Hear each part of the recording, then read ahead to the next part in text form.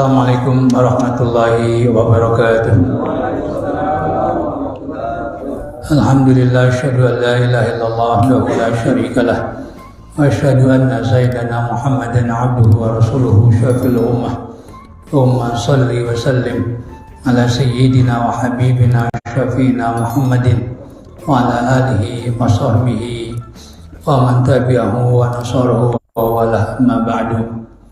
Faqad qala Rasulullah sallallahu alaihi wasallam, ma qa'ada qaumun fi baitin min buyutillah yaqra'una al-Qur'ana wa yatadarasunahu bainahum illa hafathumul malaikah wa ghasyiyatuhumur rahmah wa nazalat alaihimus sakinah wa dzakarahumullahu fi man 'indah. Rawahu Muslimun. Al-Fatiha ila hadrati Rasulillah sallallahu alaihi wasallam wa ila ikhwanihim minal anbiya'i wal mursalin wa likulli minhum wa sahabati ajma'in wa ila arwahil a'immatil mujtahidin wal ulama'il 'amilin wa syuhada wa salihin wa ila arwahi abaina wa ummahatina wa ajdadina wa jaddatina wa ammamina wa ammatina wa khalina wa khalatina wa qarabatina wa liman lahum huququn 'alaina binatin Allah yaghfir lahum wa yarhamuhum wa 'afihim wa 'afanhum wa yaj'alu quburahum rawdah min riyadil jannah wa ila hadrati Rasulillah sallallahu alaihi wasallam. Al-Fatihah. A'udzu billahi minasy syaithanir rajim. Bismillahirrahmanirrahim. Alhamdulillahi rabbil alamin. Arrahmanir rahim. Maliki yaumiddin. Iyyaka na'budu wa iyyaka nasta'in. Ihdinas siratal mustaqim. Shiratal ladzina an'amta 'alaihim ghairil maghdubi 'alaihim waladdallin. Amin. Halaman 111 di tengah-tengah maqamu Ibrahim. Itu. Allah Subhanahu wa taala di ayat yang sebelumnya menyatakan bahwa fihi ayatun bayyinat. Di Mekah itu ada tanda kekuasaan Allah yang jelas, yang nyata. Apa? Maqamu Ibrahim. Itu menjadi atau bayan atau badal kul min kul, yaitu maqam Ibrahim. Padahal kalau kita melihat kebesaran Allah itu lebih nampak di Zamzam sebenarnya. Tapi justru Allah menjelaskan maqam Ibrahim. Ini bentuk penghargaan dari Allah kepada hambanya, yaitu Nabi Ibrahim yang ingin punya nilai tambah. Tentu setiap perintah Allah sesuai dengan kemampuan manusia. La yukallifullahu nafsan illa wus'aha. Nabi Ibrahim disuruh meninggikan Ka'bah. Tentu sesuai dengan kemampuan beliau. Ketika itu belum ada tangga, belum ada steger, maka kemampuan beliau adalah sebatas tinggi beliau, ya kan? Tapi beliau pengen punya nilai tambah supaya Ka'bah lebih tinggi daripada badan beliau. Beliau ambil batu kali yang sangat keras, lalu membekasi telapak kaki Nabi Ibrahim. Membekasinya itu bukan hanya permukaan aja, itu sampai ke mata kaki. Padahal batu itu keras. Nabi Ibrahim tentu kakinya sangat lembut, ya. Kok bisa membekasi? Nah, inilah kekuasaan Allah Subhanahu wa taala. Maka yang Allah sebutkan apa? Maqamu Ibrahim. Karena terkait dengan manusia. Kalau Zamzam kan nggak terkait dengan manusia. Ya. Tapi kalau maqam Ibrahim terkait dengan hamba Allah, seorang utusan Allah, pilihan Allah, yaitu Nabi Ibrahim alaihissalam. Wa fihi, dan di dalam maqam Ibrahim, dilalatun, ada petunjuk atau merupakan petunjuk ala qudratillahi ta'ala, petunjuk ya maha kuasa Allah. Ya, bayangkan batu besar ya diinjak oleh kaki yang sangat tembus, sangat lembut, lalu ambles ke dalam sampai mata kaki. Ya, ini kan menunjukkan apa? Kekuasaan Allah Subhanahu wa ta'ala. Kalau Nabi Ibrahim nggak pernah ya menjadi anggota debus, ya, tapi luar biasa ini kekuasaan Allah Subhanahu wa taala. Wa nubuwwati Ibrahim, dan merupakan petunjuk tanda kenabian Nabi Ibrahim. Oh, kalau bukan seorang nabi nggak mungkin sih.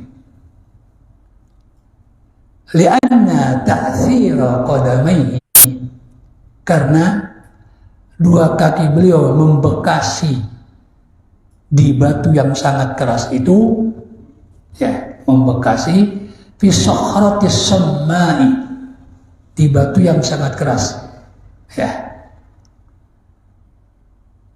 Wa ghursuhuma,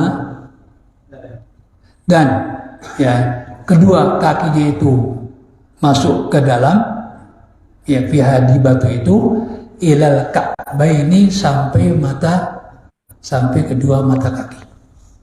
Ya, itu merupakan apa? Bukti nyata bahwa Nabi Ibrahim adalah utusan Allah Subhanahu wa Ta'ala.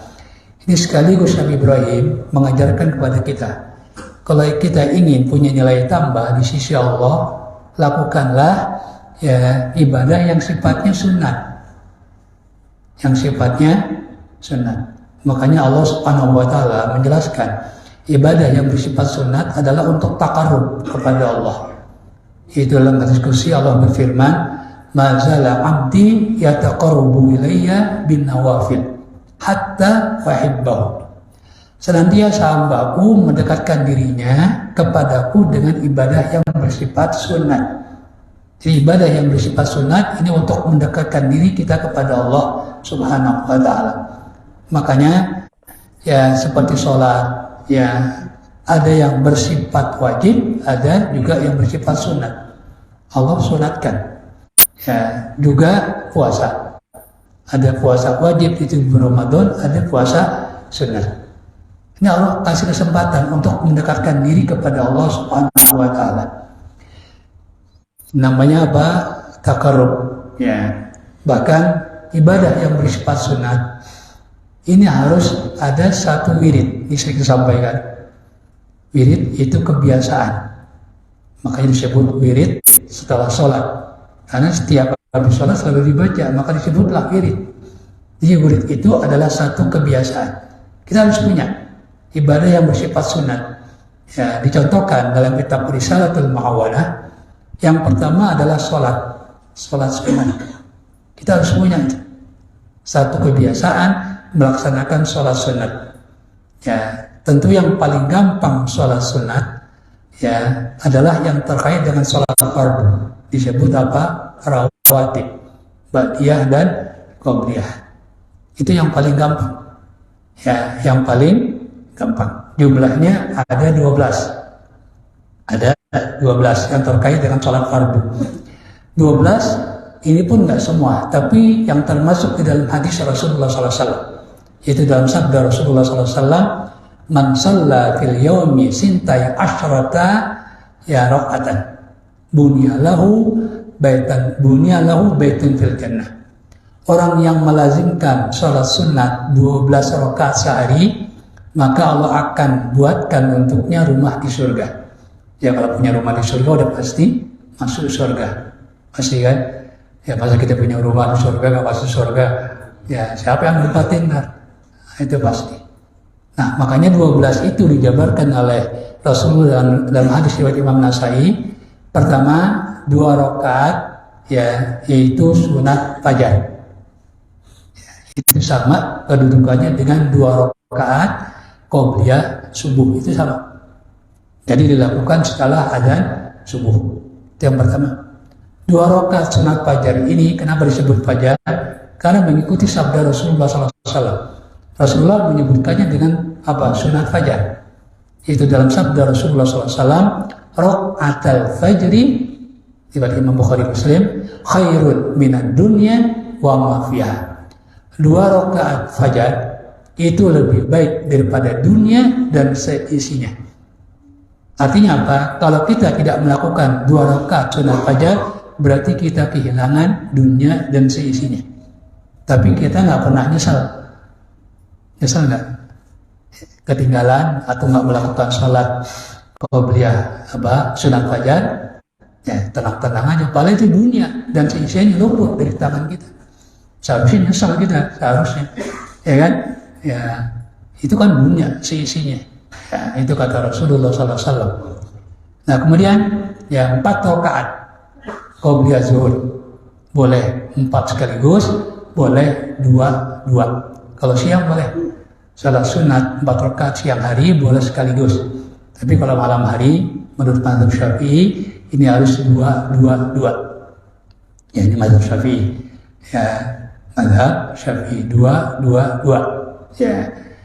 Berarti berapa? 6. Lalu 2 rakaat ba'diyah zuhur. Berarti 8. 2 rakaat ba'diyah maghrib. Berarti 10. 2 rakaat ba'diyah isya. 12. Itu saja udah luar biasa. Belum lagi ada qobliyah maghrib. Ya, ini nggak termasuk yang 12. Qobliyah isya, bahkan qobliyah asar ada itu. Cuma nggak termasuk yang 12. Kita bisa menjaga yang 12 ini luar biasa. Ya kan? Allah bangunkan, Allah buatkan untuknya rumah di surga. Ya, terus ada tuh kebiasaan namanya wirid. Lalu yang kedua, ini menurut Habib Abdurrahman As-Segaf, guru dari Habib Abdullah Ba'lawi Al-Haddad, ya, yang mengarang Nasaidiniya, Risatul Mawana. Beliau punya guru namanya Habib Abdurrahman. Ya, As-Segaf juga, tapi Yaman. Ya, beliau mengajarkan kepada, ini kan keturunan Ba'lawiyin, ya, keturunan Ba'lawi, putra dari siapa? Ahmad bin Isa Al-Muhajir. Ya, karena memang keturunan Rasul dari beliau. Nah, Habib Abdurrahman, ya, yaitu menyebutkan bahwa orang yang nggak punya wirid dalam ibadah yang bersifat sunat itu nggak bedanya dengan monyet. Man laisa lahu wirdun fahuwa kirdun. Orang yang tidak punya kebiasaan ya ibadah yang bersifat sunat adalah ya monyet, itu kata beliau. Jadi harus kita punya. Yang kedua adalah apa? Ya, yaitu zikir. Zikir. Kita harus punya. Entah itu salawat yang kita baca di sholat 100 semuanya. Tiap sholat 100 subhanallah, alhamdulillah, la ilaha illallah, Allahu akbar. Ya, tapi harus istiqomah. Ya, istiqomah. Rasulullah bersabda, ya, istiqomah ini penting. Sekalipun ibadah sunat yang kita lakukan adalah sedikit. Ya. Itu dalam sabda Rasul, ahabul a'mal ilallah adwamuha wa in qalla. Amal ibadah sunat yang paling disenangi oleh Allah adalah yang dawam. Apa dawam? Terus menerus. Ini bukan dawam, tapi adwamuha, yang paling langgeng. Wa in qalla, sekalipun sedikit. Kita sholat tahajud hanya 2 rakaat tiap malam. Ini jauh lebih baik daripada cuma semalam meskipun dengan ratusan rakaat, katakanlah puluhan rakaat. Ya, ini lebih baik 2 rakaat tapi ya setiap malam. Ya, istiqomah ini penting. Istiqomah itu mahal. Ya, istiqomah itu mahal.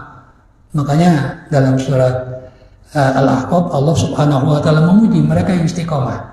Innal ladzina qalu rabbuna Allah tsumma istaqamu. Dia istiqomah. Ya, di dalam ucapannya Rabbuna Allah.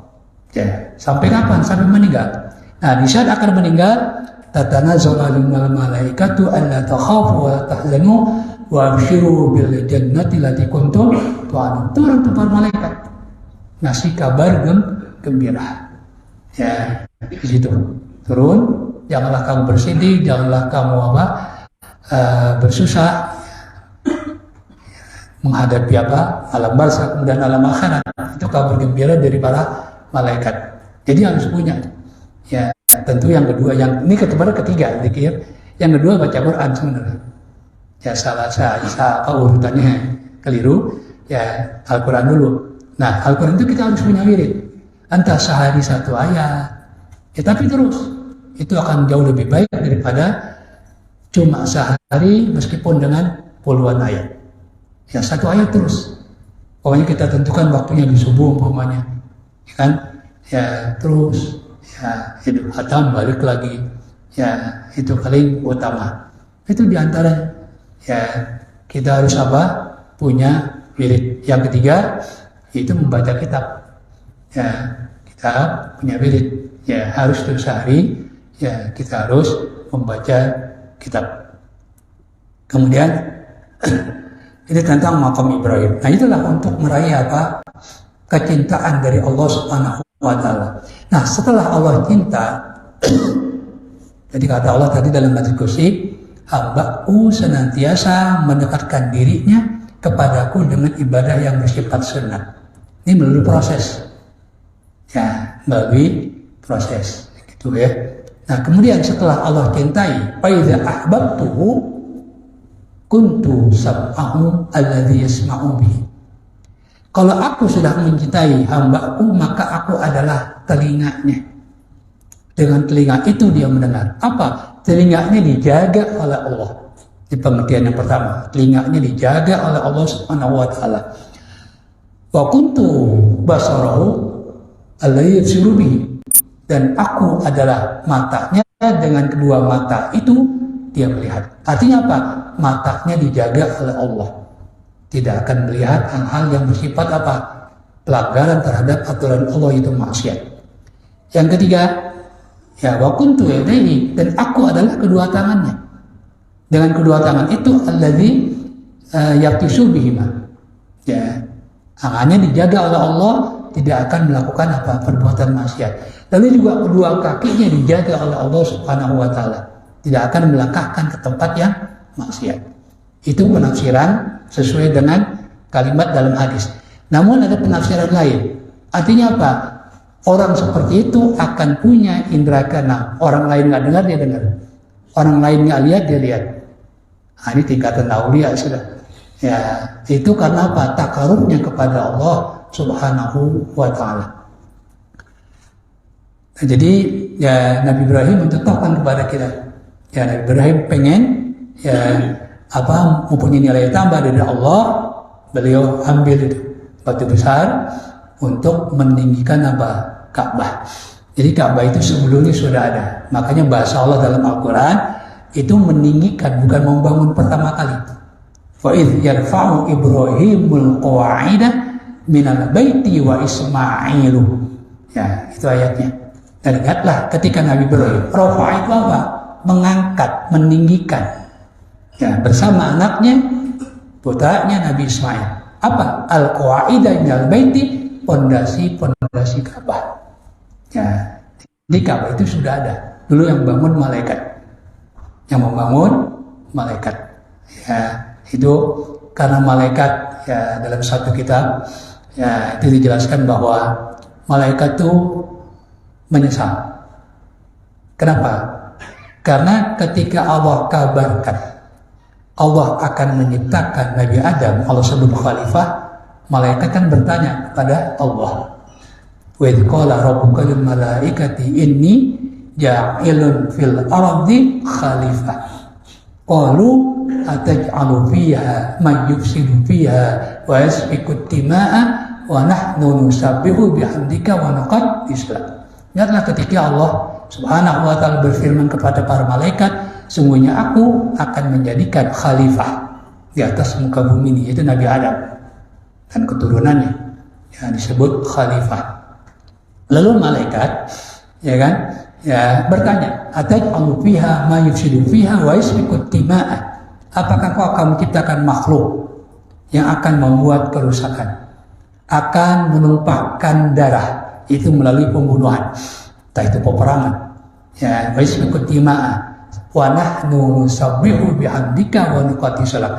Sementara kami nggak akan berbuat seperti itu. Kenapa? Kami selalu mensucikan kau. Ya, nusabbihu wa nuqaddis lak. Selalu bertasbih dan selalu mensucikan kau. Artinya di sini malaikat tidak secara langsung, mereka yang pengen Allah tempatkan di atas muka bumi ini. Jadi bisa bayangkan kalau malaikat yang menjadi penghuni utama bumi nggak rame. Ya, benar semua, taat semua, yang maksiat kagak ada. Ya kan? Ya, nggak ada namanya sengketa. Ya, makanya inni a'lamu ma la ta'lamun, kata Allah, aku lebih tahu daripada kamu sekalian. Ya. Nah, malaikat menyadari ya, karena beliau ya mengucapkan ucapan yang menunjukkan mereka yang pengen Allah tempatkan apa di dunia ini. Bahkan juga mereka mengatakan Allah tidak akan menciptakan makhluk yang lebih pandai daripada kita. Ini rahasianya. Kenapa? Setelah Allah mengajarkan ya ilmu kepada Nabi Adam, yaitu nama-nama, sementara ya setelah itu Allah menyuruh malaikat agar malaikat menyadari bahwa manusia yang Allah ciptakan lebih pandai daripada malaikat. Ya, manusia bisa, Nabi Adam bisa.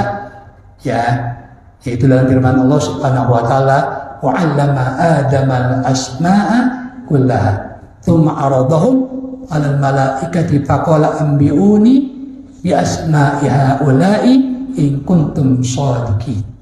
Ya, in kuntum shadiqin. Qalu subhanaka la ilma lana illa ma 'allamtana innaka antal alimul hakim. Gak bisa malaikat. Gak bisa. Ya, karena Allah nggak ngajarin. Allah tidak mengajarkan. Ya, makanya ya manusia banyak yang membaca ayat ini. Ya. Subhanaka la ilma lana illa ma 'allamtana innaka antal. Nah, terutama mereka mau ngajar, mau pidato kan gitu. Ya kan? Di samping Rabbi shrah li sadri wa yassir li amri wa hlul 'uqdatam. Itu doa Nabi Musa. Doa Nabi Musa. Boleh kita baca ya? Boleh. Boleh. Ya, sambil dalil, meskipun awal yang baca Nabi, boleh kita baca. Itu doa Nabi Yunus. Doa Nabi Yunus ketika masuk ke dalam perut ikan, apa doanya? Hah? Ya, la ilaha illa anta, ya subhanaka inni kuntu minaz zalimin. Ya, itu doa untuk ya ketika kita mengalami kegundahan. Perbanyak itu. Ya, dan juga ketika sakit dianjurkan memperbanyak itu agar roh kita cepat keluarnya, gampang. Ya. Nah, sahabat tanya, apakah itu khusus untuk Nabi Yunus? Kata Rasulullah, enggak. Karena kalau kita lihat ayatnya, itu apa? La ilaha illa anta subhanaka inni kuntu minaz zalimin. Ya, wa kana najainahu minal ghammi wa kadzalika nunjil mu'minin. Aku selamatkan Nabi Nuh dengan doa itu, ya, itu dari apa? Pengapnya, ya, hidup di dalam perut ikan memang enak, ya, itu, ya, itu namanya ghammi, itu susah, ya. Nah, wa kadzalika nunjil mu'minin. Demikian pula kami selamatkan orang-orang beriman. Artinya membaca doa tersebut, ya, sama dengan apa? Rabbi shrah li sadri wa yassir li amri wa hlul 'uqdatam min lisani. Kan Nabi Musa cadel. Wa hlul 'uqdatam min lisani itu memang kita cadel. Ya. Ada mengatakan begitu, kita cadel dulu baru baca doa. Itu katanya. Benar nih orang. Boleh, nggak perlu cadel. Wah, hlul 'uqdatam min lisani ini bisa cadel, bisa nggak lancar ngomong. Oh, Nabi Musa cadel. Karena kita tahu beliau kan ya ketika masih kecil, masih bayi, ya itulah Fir'aun, rupanya Fir'aun curiga juga. Ini jangan-jangan keturunan Yahudi. Ya, ini kan jejaknya hilang di Nabi Musa. Karena oleh ibunya dibuang ke Sungai Nil. Kalau masih dirawat ya oleh ibunya, pasti ketahuan ini keturunan Yahudi. Sementara Fir'aun menyuruh pasukannya untuk membunuh anak-anak laki-laki dari Yahudi. Dibuang Nabi Musa atas perintah Allah. Ya, yaitu apa? Wahayna ila ummi Musa anikzifihi fil yammi. Kata Allah, kami ilhamkan kepada ibu Nabi Musa agar Nabi Musa dibuang kemana? Ke Sungai Nil. Sungai Nil. Nah, kan jadi gak ketahuan. Ya, tapi Fir'aun punya curiga juga. Ini jangan-jangan Yahudi. Diuji, dikasih bara sama roti. Dipilih bara. Ya, ini benar nih orang bego nih. Anak ini bukan Yahudi gitu kan. Ya, nah, jadi cadel itu. Ya, ini Nabi Musa merasakan, meyakini beliau itu punya kelemahan. Ya, kelemahan. Pertama, kurang lancar bicara karena cadel. Yang kedua, beliau ya tidak mengetahui keadaan Mesir ya yang paling baru. Ya, karena beliau lama di Madian. Ya kan? Sementara beliau diutus untuk orang-orang Yahudi. yang adanya di Mesir. Memang ketika itu orang Yahudi cuma ada di Mesir. Ya, yaitu keturunan dari Nabi Yakub alaihissalam, kan gitu ceritanya. Nah, di sini belajar dari Nabi Musa, seorang pemimpin harus menyadari dirinya. Kalau nggak mampu ya minta bantuan kepada yang mampu. Jangan nggak mampu dipaksakan. Makanya Nabi Musa mohon kepada Allah agar saudaranya namanya Harun juga diangkat menjadi rasul. Ya, diangkat menjadi rasul. Pertama, dia tahu persis keadaan terkini di Mesir. Karena dia nggak kemana-mana. Yang kedua, dia nggak cadel, lancar kalau ngomong. Ya, gitu. Ya, jadi ya disitulah ya Allah ajarkan. Ya, kalau nggak tidak punya kemampuan ya apa namanya minta bantuan sama orang lain. Ya. Nah itu ya mengenai apa punya nilai tambah ya dari Nabi Ibrahim alaihissalam. Kemudian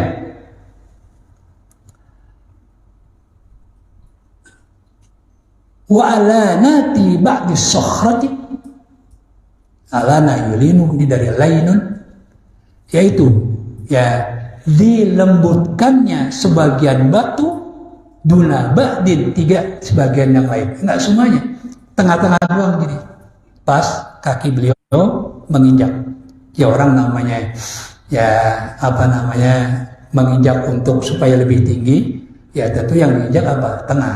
Kalau pinggir jatuh, ya tengah-tengahnya. Yang pinggirnya tetap keras, ya tetap keras. Ya itu. Nah penghargaan ini ya adalah luar biasanya Allah Subhanahu Wa Taala. Mungkin pernah sampaikan ini ditiru. Ya mungkin sekarang nggak kedengaran lagi. Kalau dulu masih kedengaran. Ada pemain-pemain legend, bentuk penghargaannya yaitu telapak kakinya dicetak, dibuat semen, disuruh injak dia, gitu. Ya itu di Monaco dulu. Ya di Monaco itu penghargaannya seperti itu. Ya terakhir kalau nggak salah Ryan Giggs gitu. Ya ini AI paling tahu itu. Ya itu terakhir kayaknya. Kan udah nggak ada lagi gitu. Ya itu orang-orang sekarang meniru itu ya. Begitu juga Allah memberikan penghargaan kepada Nabi Ibrahim, itu batu yang keras begitu. Kalau itu kan dibikin, kalau ini memang ya keras lalu diinjak menjadi lembut.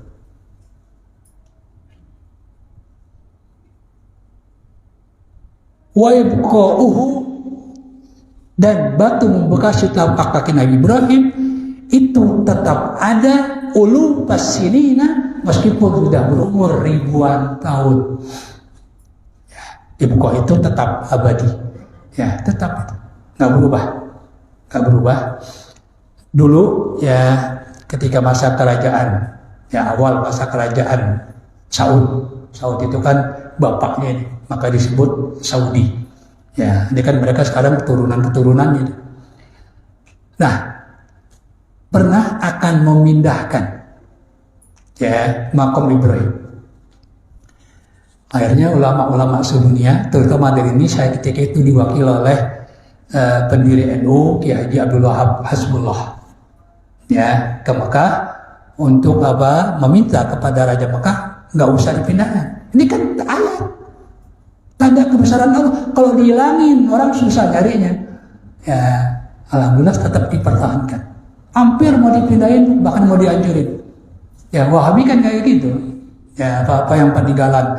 Ya karena mereka alasannya takut dikultus dan sebagainya. Ya untung saja ulama-ulama sedunia termasuk Indonesia ya itu minta kepada Raja Saudi untuk tidak dibongkar. Ya kalau dibongkar ya nggak ada fihi ayatun maqamu Ibrahim. Ya. Kemudian tetap sebagai apa? Mukjizatan azimatan, sebagai mukjizat yang agung. Ya, mukjizat yang agung. Ya, mukjizat Nabi Ibrahim. Mukjizat itu apa? Mukjizat diambil dari kata ajaza, yaitu lemah. Lalu berubah menjadi ajaza, berarti melemahkan. Artinya apa? Itu selain utusan Allah nggak bakalan mampu berbuat seperti itu. Ya, meskipun orang itu hebat, jawara umpamanya, kanuragannya hebat, nggak mungkin diinjak batu lalu membekasi telapak kakinya sampai mata kaki. Ya, itu yang dimaksud mukjizat. Ya, jadi mukjizat itu nggak bisa dilakukan kecuali oleh utusan Allah yang Allah berikan mukjizat. Wa man dakhalahu al-harama, siapa orang yang memasuki tanah suci, terutama di sini Masjidil Haram, ya, kana amina, dia akan aman. Dia akan aman dari azab Allah. Itu yang pertama. Yang kedua, aman dari serangan musuh. Ya, karena mereka sudah sepakat, meskipun Arab di zaman dahulu itu suka perang di antara suku, tapi mereka sepakat. Terakhir terjadi perang di Mekah itu ketika Rasulullah berumur 30 tahunan. Ya, itu mereka nyesal, akhirnya mereka sepakat untuk menjadikan Mekah kota yang aman. Ya, nggak boleh dilakukan apa? Orang umpamanya balas dendam terhadap orang lain, ketemu di Mekah nggak boleh dia melakukan apa? Perbuatan-perbuatan yang melanggar hukum. Ya, ini karena aminah. Ai inna man dakhalahu, yakni sungguhnya orang yang masuk ke tanah suci linusuki, untuk ibadah.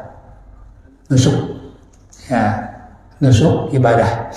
Ya, karena ya khusus untuk ibadah yang terkait dengan haji, terkait dengan Ka'bah, itu disebut nusuk.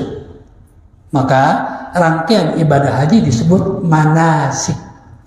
Ini dari nusuk, dari nasakah. Padahal artinya ibadah haji.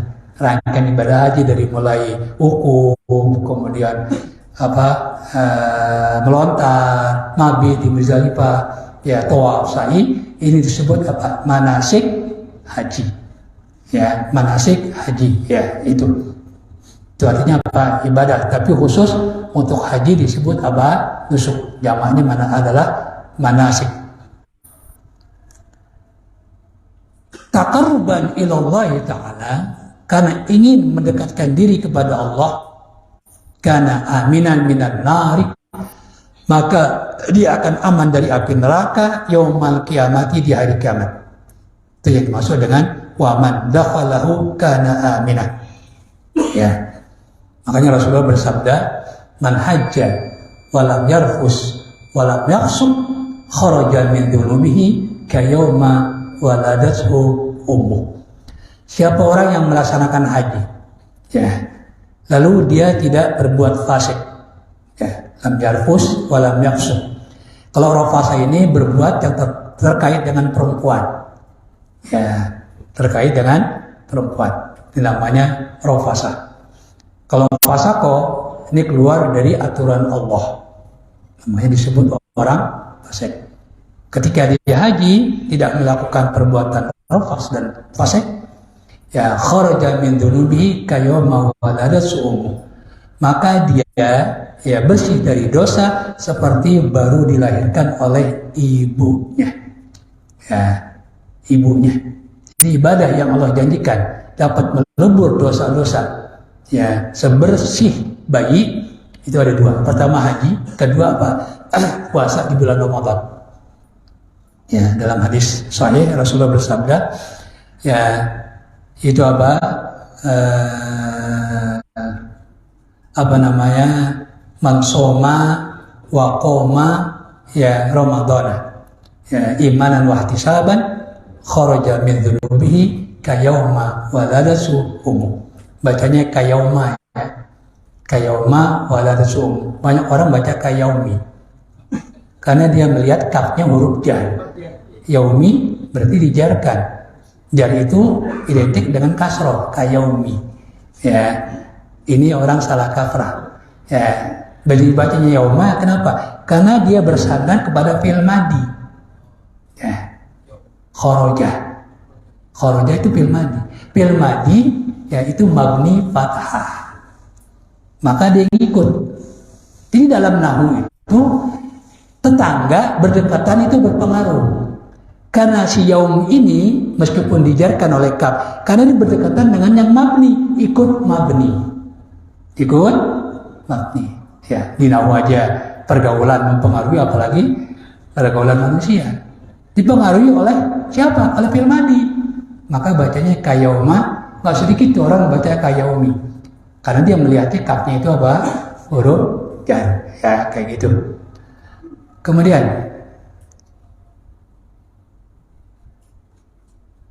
inna Allah auda, dan sesungguhnya Allah Subhanahu wa taala memasukkan, ya sebenarnya menitipkan, memasukkan fi qulubil khalqi, ke dalam hati makhluk.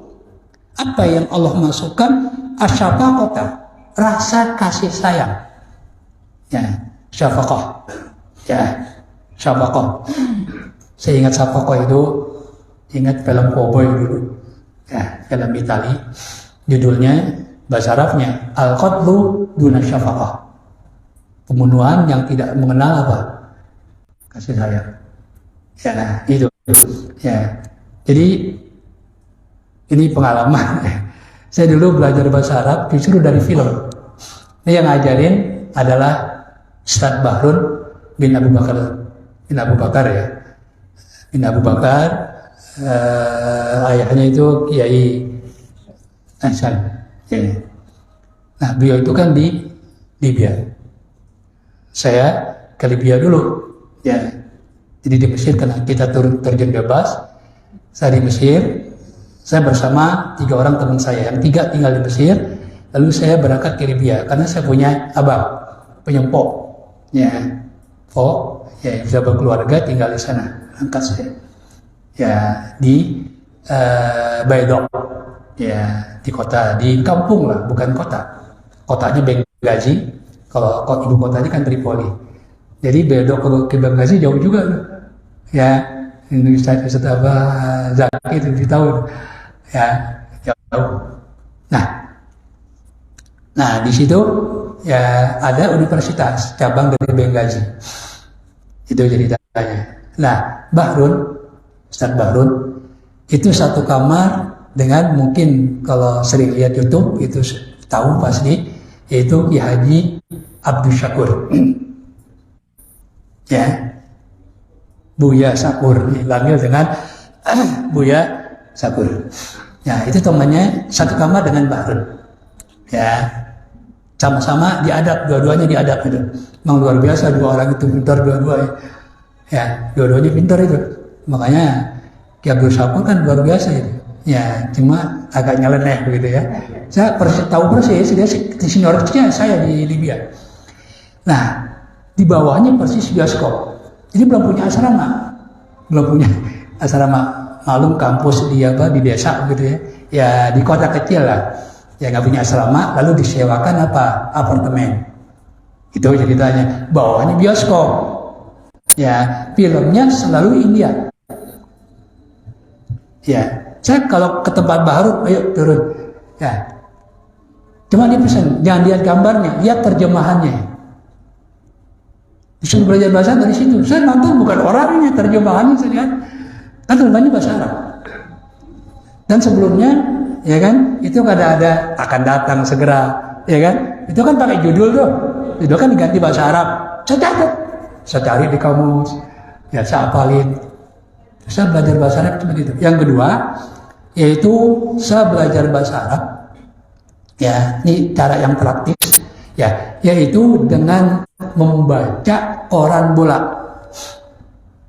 Saya dulu di Mesir itu, karena memang saingan di antara mahasiswa, kalau saya megang ahli, mungkin yang sering ikut kejuaraan antar klub dunia, itu ahli dari Afrika selalu masuk loh.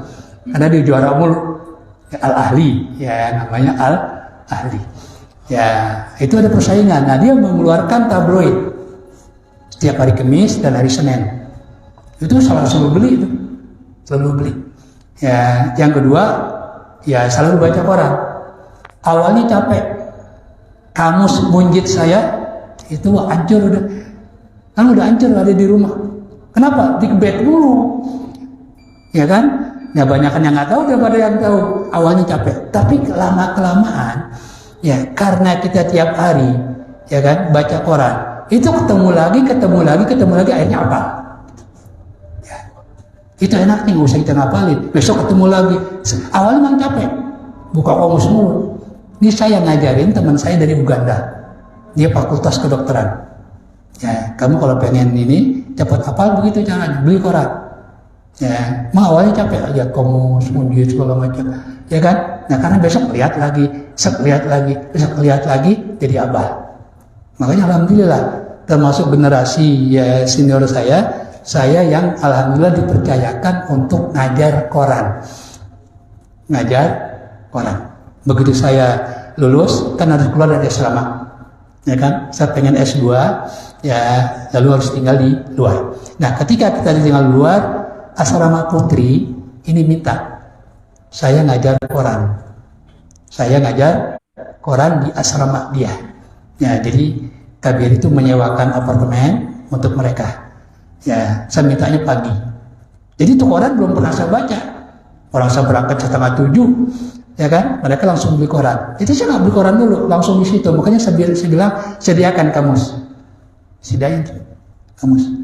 Ya, itu alhamdulillah yang ngaji banyak asrama. Ya, itu hari yang dari Sulawesi campur lah termasuk putri dari Ki Haji Nur Ali. Ya, dulu saya pernah senang. Ya, tapi begitu saya keluar dianterin oleh teman saya. Kenapa saya senang? Karena abang saya yang janjiin waktu saya pulang sementara. Ya, dia tahu anak Ki Nur Ali juga belajar di sana. Kata dia, lo nikah lo sama anak Ki Nur Ali gitu. Ya, di situ jadi saya tertarik. Nggak tahu, udah ada yang nganterin. Saya nggak mau ngerebut punya teman. Pintar emang, cerdas anaknya pintar. Kan saya suruh baca itu satu-satu. Yang paling bagus bacanya itu dia. Ya, bagus bacaan. Ya, anaknya pintar-pintar. Cuma kebanyakan perempuan. Ya, perempuan. Ya, nah, itu pengalaman lah, membagi pengalaman nggak apa-apa dah.